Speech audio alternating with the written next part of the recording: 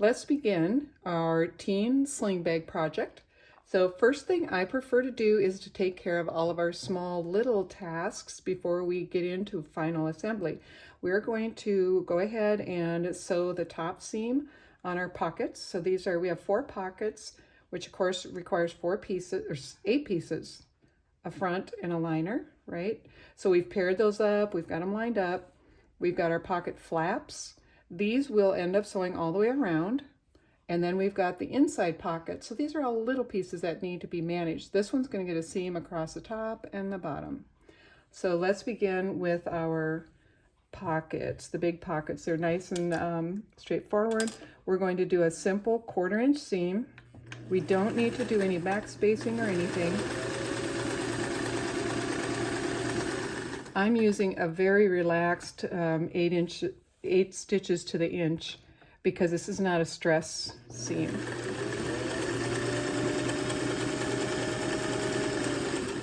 You'll notice what I'm doing, and I'm guessing you girls are doing the same thing with your projects. We're just going to chain sew off of one right onto the other. We'll save thread that way.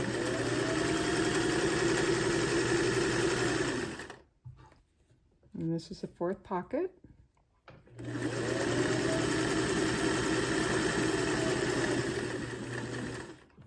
Now I'm going to do this one because I'm doing here, then I have to swing around to do that side. We'll see how that goes.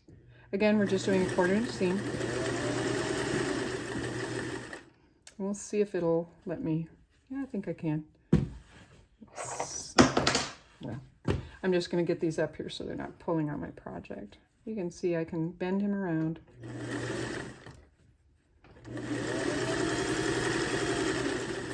Now, these are a little different. I don't want to start on an end. I'm going to start in here somewhere. And so I can leave a turning hole. So I'm going to have to pick my project up and start in the middle. Always pivot with your needle down. When you're going around these corners, I know it's probably a little more challenging on a treadle machine, but you're only going to go a stitch or 2 at a time. I don't even use the pedal. I'm just turning it by hand.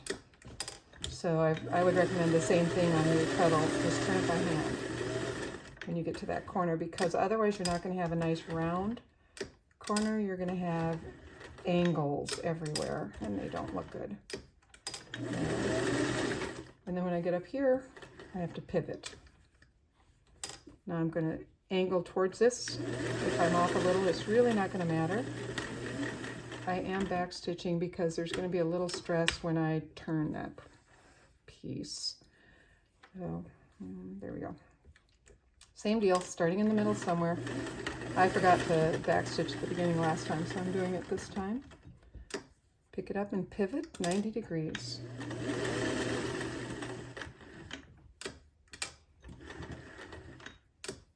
I really would never go more than 2 stitches around a corner without changing position.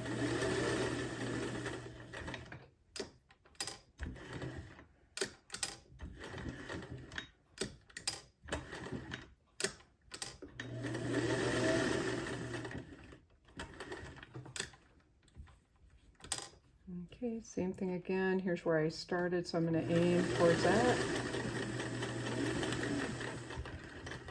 All right, that is the end of that batch. Can you show us up close how much spacing you're leaving? Sure. Okay, so maybe it'll show better on this fabric. I'm from here to here, just about 1 3/4 inches. Doesn't need to be very big. If you make it too small, you're going to regret it because it'll be hard to turn. If you make it big, it doesn't really matter because we're going to iron this and then we're going to top stitch. So if you feel better leaving a broader space, that's fine. Just don't leave it from here. You really have to make that corner. That is important. And we're going to talk about that on the next video.